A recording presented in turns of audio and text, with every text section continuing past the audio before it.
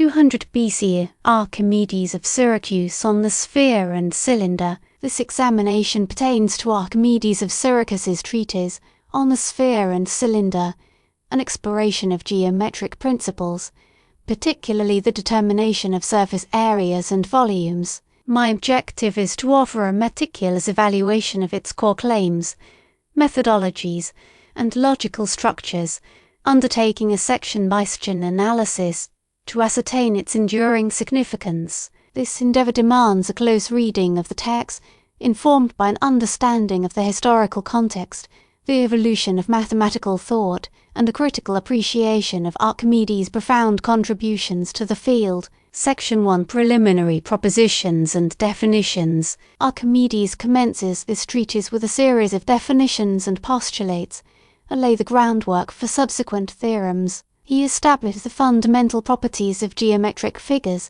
including the sphere, the cylinder, the cone, the various planes and lines traversing them. A central premise involves the notion of exhaustion, the method by which areas and volumes were approximated by inscribing and circumscribing figures with known properties. For example, he defines a cylinder as the solid object generated by rotating the rectangle around one of its sides. He explicitly states the axioms upon which his arguments will depend. A central postulate is that of the existence of an upper bound. Specifically, for any two unequal magnitudes, it is always possible to obtain a third magnitude that exceeds the smaller by more than the difference between the magnitude. The significance of these preliminary statements cannot be overstated. They provide the logical framework upon which to derive the critical results concerning spheres and cylinders. The level of precision is remarkable, demonstrating a deep understanding of axiomatic rigor. The use of the method of exhaustion prefigures the concepts of integral calculus, centuries ahead of its time. Considering the conceptual limitations of the time, it is striking how closely Archimedes approached the foundations of modern calculus. Indeed, the rigor with which he established his definitions and postulates is exemplary. Section 2. The proof of the volume of a sphere. Having established the necessary foundations, Archimedes proceeds to prove the crucial result concerning the volume of a sphere. He asserts that the volume of a sphere is 4/3 of pi multiplied by the cube of the radius. To demonstrate this result, Archimedes employs a brilliant method of comparing the sphere to a cone and a cylinder. He considers a cylinder circumscribing the sphere, and dissects both objects by using parallel planes. The planes cut the sphere, cylinder, and the cone, creating circular cross-sections. Utilizing similar triangles and the Pythagorean theorem to relate the areas of these cross-sections, Archimedes elegantly demonstrates that the volume of the sphere is precisely 2/3 the volume of the circumscribing cylindr. The elegance of Archimedes' proof derives from its ingenious use of geometric relationships. He does not compute an infinite sum, as we might do in modern calculus. Instead, he ingeniously exploits the geometric properties of the sphere, cylinder, and cone. His technique of comparing cross-sectional areas constitutes the kernel of the method of exhaustion. The success of his proof hinges upon his careful construction of geometric figures and his adept application of proportion. The proof's strength derives from its reliance upon elemental geometrical principles, circumventing the limitations of algebraic notation or sophisticated mathematical concepts. Section 3.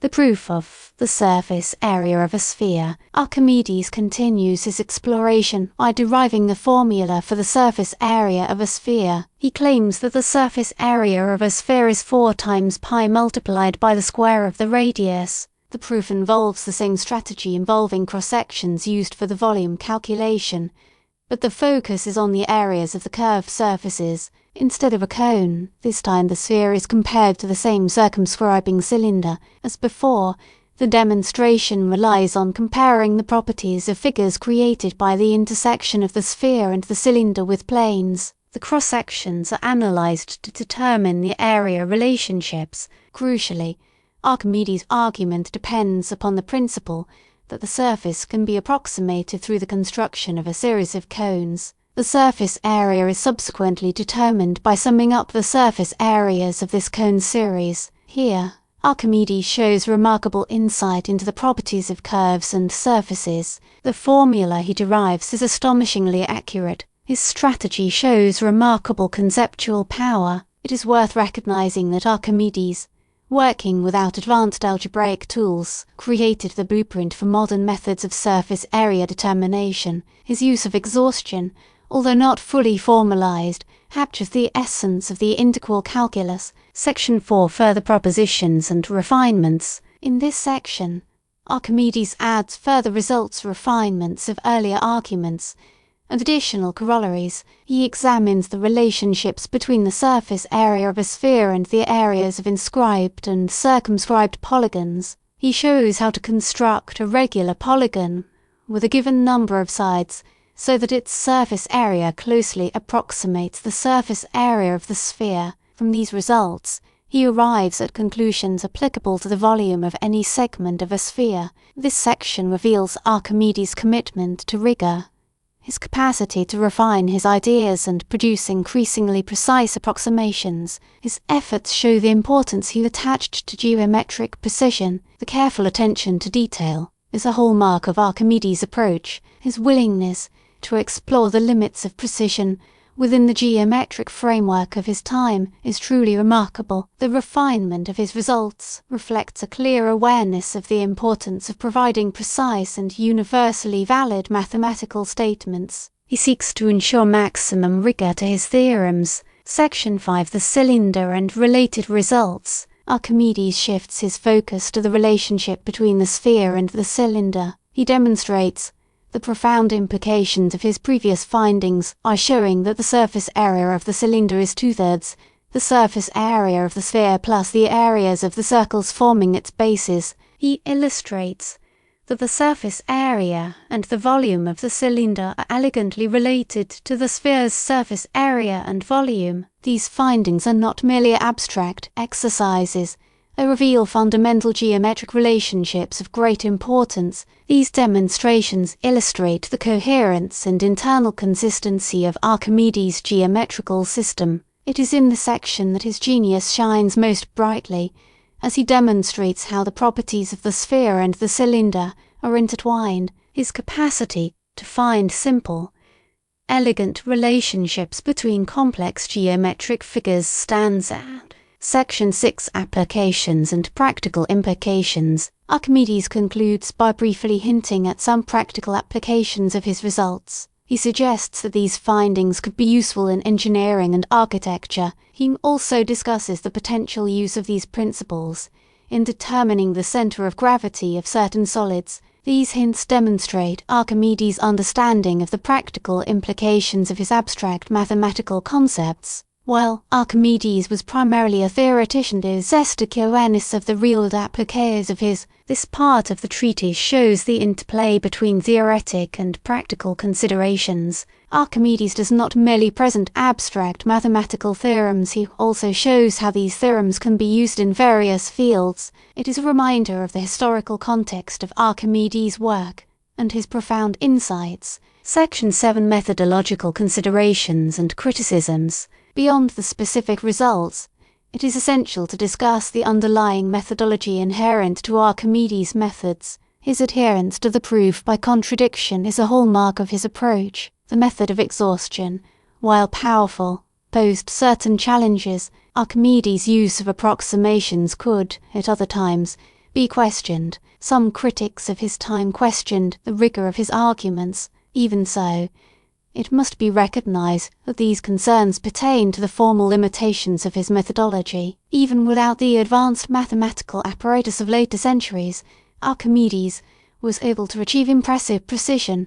When creating his frame, it is important to acknowledge the limitations of Archimedes' approach. It is necessary to understand his work within its historical context. His achievements, particularly when contrasted with the mathematical ideas of his predecessors, show the magnitude of his intellectual contributions. Section 8. Historical context and intellectual influences. The intellectual landscape of the Hellenistic world exerted an influence on Archimedes' thinking. The mathematical traditions of Euclid and Eudoxus, for example, are an essential backdrop, though the influence of his predecessors are evident, Archimedes' genius lay in his ability to transcend the limitations of his time and develop original mathematical concepts. The work reflects the prevailing emphasis on geometric rigor, a hallmark of the period. One must study the past to grasp the originality of Archimedes. Understanding the intellectual context illuminates the magnitude of his accomplishments and helps to understand